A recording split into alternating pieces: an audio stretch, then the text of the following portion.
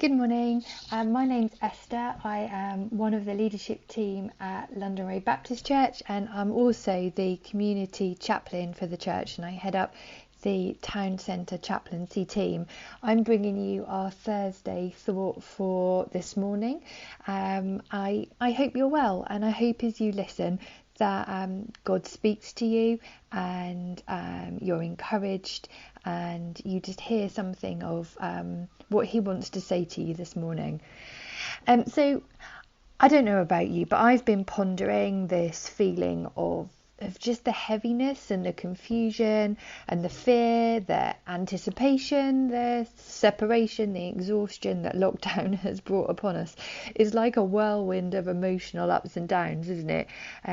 And even as we anticipate changes and being almost back to normal on Saturday, we're just still not allowed to hug the people we love the most. And Leicester's back in lockdown, and that hangs over us a bit like a threat. And it's been, 102 days since this all started.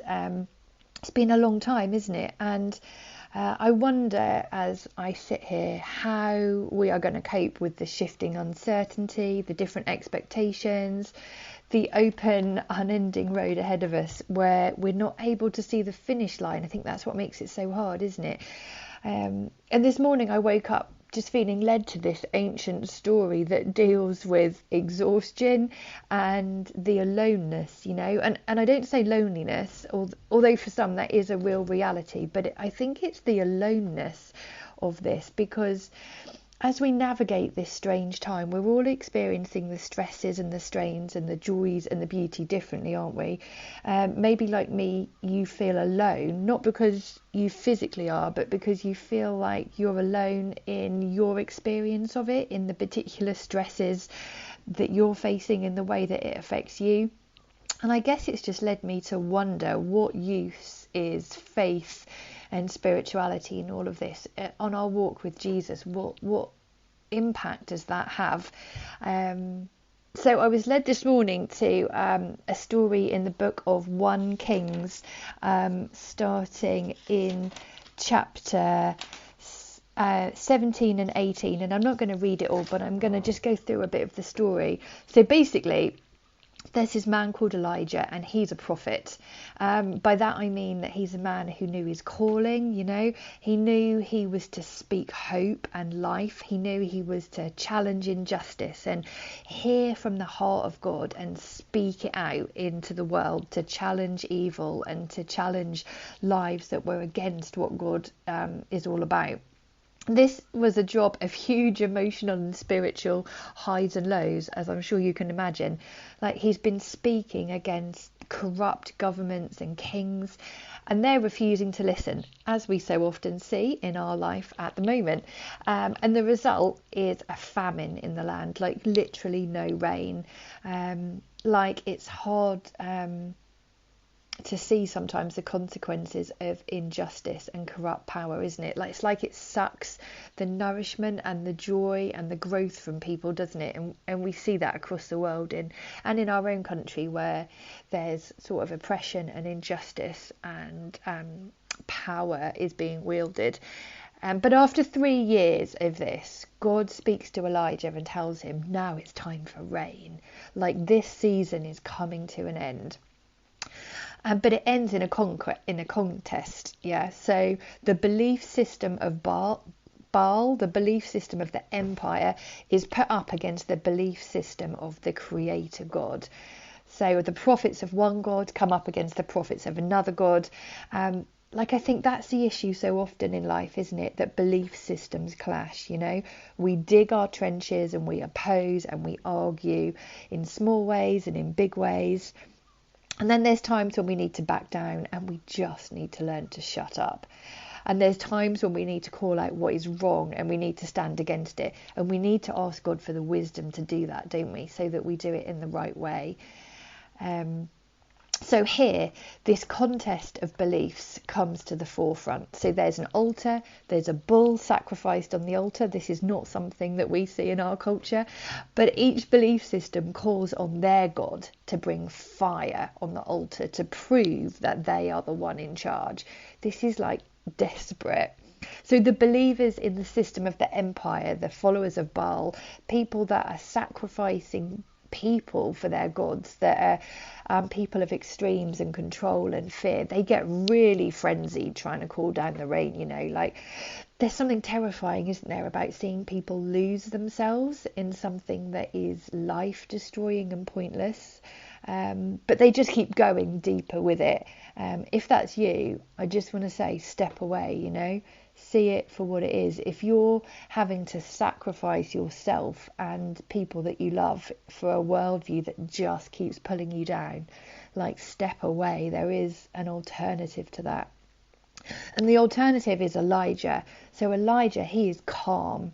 He is confident in the God that he follows. In fact, he's so confident that he pours water all over the altar that he wants God to set fire to. And he just does this simple prayer for help.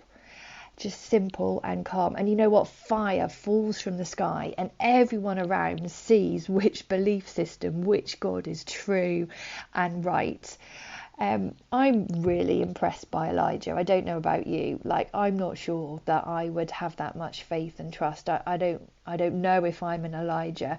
I'm not really wanting that confrontation, but I am wanting that quiet trust, that simple, unfrenzied trust and confidence that the one I turn to for help will answer.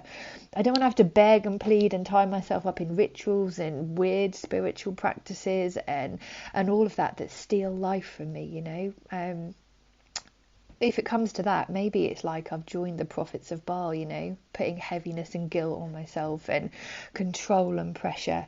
But Jesus never said any of that. Jesus said things like, I have come to bring life, I've come so that you can put your burdens on me. It says elsewhere in the Bible, in quietness and trust is my strength.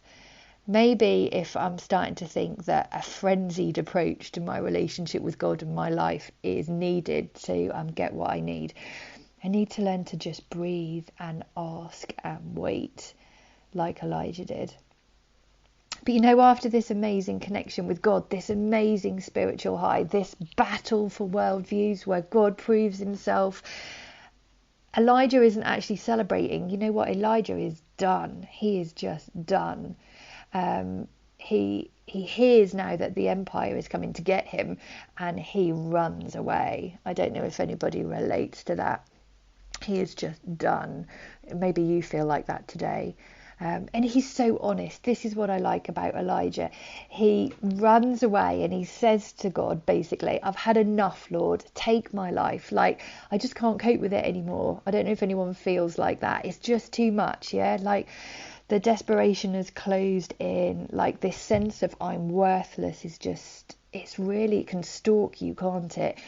Even though you've had these highs with God and you know that he is for you and that he is there and you've seen miracles in the past, even though maybe you've had a great time with friends in the past few days, even though spiritually you've seen answers, even though you've had a really good few days, when the adrenaline stops pumping, when the depression hits, when you've exhausted yourself and you're back in that dark place, you can feel like you've just had enough, can't you? And I wonder what you think God says to him. Is he like, buck yourself up, don't you know what's just happened? Like, look at the miracle, you should be really pleased. Or is he like, why are you whining, Elijah? Get over it. It's all in your head. Just get up and get on with it. Like, we can spout such nonsense at each other, can't we? And if God is the sort of God that says that to Elijah or says that to us when we're just spent, when the cloud is heavy, when we're lost, then I don't want that God, do you? That glib answer, that pull yourself out of it God. But you know what? He doesn't say that at all. Instead, there's this beautiful, tender, helpful compassion. So like an angel comes to Elijah and wakes him up, touches him like it's intimate and personal, and tells him to eat something, drink something, and then he lets him sleep again.